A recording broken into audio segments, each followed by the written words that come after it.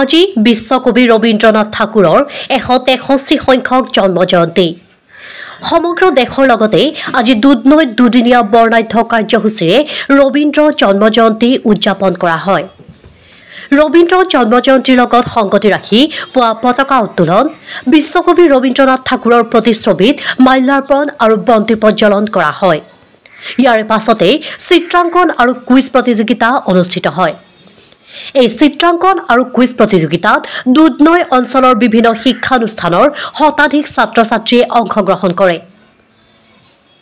অহাকালি বাৰেবৰণীয়া সাংস্কৃতিক অনুষ্ঠানেৰে দুধনৈৰ জনমন্দিৰ প্ৰাংগণত দুদিনীয়া বৰ্ণাঢ্য কাৰ্যসূচীৰে অনুষ্ঠিত ১৬৩ সংখ্যক বিশ্বকবি ৰবীন্দ্ৰনাথ ঠাকুৰৰ জন্ম জয়ন্তী অনুষ্ঠানৰ সামৰণি পৰিব। দুধনৈৰ পৰা নৱজিৎ ৰভাৰ প্ৰতিবেদন, এনাৰ খবৰ।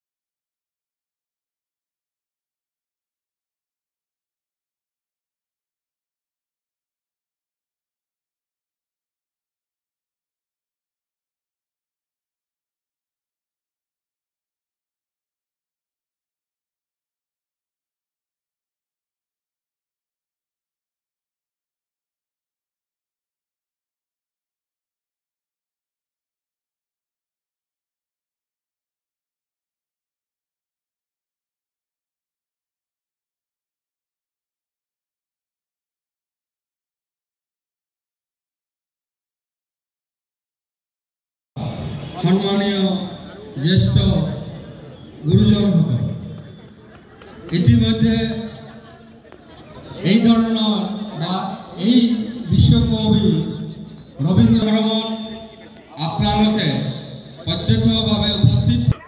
আজি ২৫ বৈশাখ বিশ্বকবি ৰবীন্দ্ৰনাথ ঠাকুৰৰ ১৬৩তম জন্ম জয়ন্তী আৰু তেওঁৰ এই জন্ম জয়ন্তী আমি দুধনৈ কেন্দ্ৰীয় ৰবীন্দ্ৰ জয়ন্তী উদযাপন সমিতিয়ে বিগত ৩৫ বছৰে আমি উদযাপন দুধনৈ দুদিনীয়া কাৰ্যসূচীৰে উলহ-মালহেৰে পালন কৰোঁ আৰু এই অনুষ্ঠানত জাতি ভাষা বৰ্ণ নিৰ্বিশেষে দুধনৈ অঞ্চল বা ইয়াৰ ওচৰে পাজৰে থকা অঞ্চলত সকলোৱে সহযোগ কৰে, সমৰ্থন কৰে আৰু তাৰ কাৰণে আজি এই অনুষ্ঠানটো ৩৫ বছৰ আগত যি ধৰণে আছে তাতকৈ আজি বৃহৎ এটা আকাৰ পাইছে আৰু সকলৰ সহযোগত এই অনুষ্ঠানটো চলি আছে। আজি কি কাৰ্যসূচী? আজিৰ প্ৰথম দিনৰ কাৰ্যসূচী আছিলে পতাকা উত্তোলন, তাৰপিছত পতাকা উত্তোলনৰ পিছৰ দ্বিতীয় কাৰ্যসূচী আছিলে বন্তি প্ৰজ্বলন, মাল্যাৰ্পণ, তাৰ পিছত আছে বিভিন্ন ধৰণৰ খেল ধেমালিৰ কাৰ্যসূচী আছে আৰু সন্ধিয়া কবিগুৰু ৰবীন্দ্ৰনাথ ঠাকুৰৰ ৰচিত কিছু কবিতা, নৃত্য ইয়াৰ পৰিৱেশন এই মঞ্চতে হ'ব আৰু অহাকালি এক বাৰেবৰণীয়া সাংস্কৃতিক অনুষ্ঠান আছে। কালি